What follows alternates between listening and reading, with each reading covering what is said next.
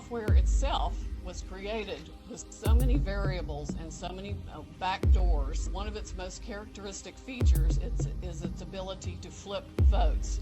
It can set and run an algorithm that probably ran all over the country to take a certain percentage of votes from President Trump and flip them to President Biden, which we might never have uncovered had the votes for President Trump not been so overwhelming in so many of these states that it broke the algorithm that had been plugged into the system. And that's what caused them to have to shut down in the states they shut down in. That's when they came in the back door with all the mail-in ballots, many of which they had actually fabricated. Some were on pristine paper with identically matching perfect circle dots for Mr. Biden. Others were shoved in batches. They're always put in a certain number of batches, and people would rerun the same batch. This corresponds to our statistical evidence that shows incredible spikes in the vote counts at particular times, and that corresponds to eyewitness testimony of numerous people who have come forward and said they saw the ballots come in the back door at that time. Notably, the Dominion executives are nowhere to be found now. They are moving their offices overnight to different places. Their office in Toronto was shared with one of the Soros entities. One of the leaders of the Dominion project overall is Lord Malloch Brown, Mr. Soros' #2 person in the UK and part of his organization. There are ties of the Dominion leadership to the Clinton Foundation and to other known politicians in this country.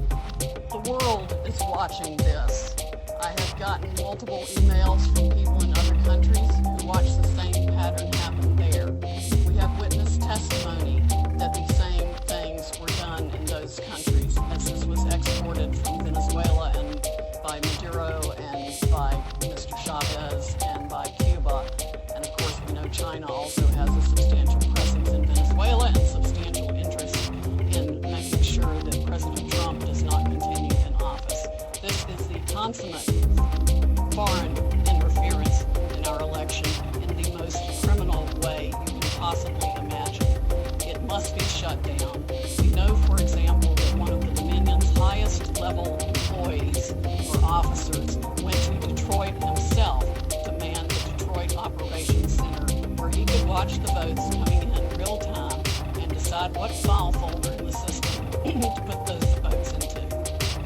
That's why you see massive spikes after hours when people were told that all the votes were in and all the votes were counted. Many Dominion employees have already reached out to us to tell us the truth. They are Americans who want to ensure election integrity like we do. I would encourage every Dominion or Smartmatic employee who is fed up with the corruption in this country to come forward as soon as possible, because these are serious federal offenses that I am confident the Department of Justice will be in pursuit of in very short order if they are not already.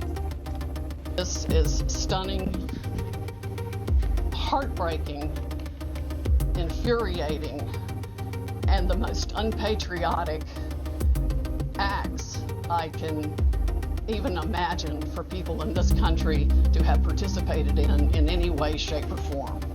And I want the American public to know right now that we will not be intimidated. American patriots are fed up with the corruption from the local level to the highest level of our government, and we are going to take this country back. We are not going to be intimidated. We are not going to back down. We are going to clean this mess up now. President Trump won by a landslide. We are going to prove it, and we are going to reclaim the United States of America for the people who vote for freedom.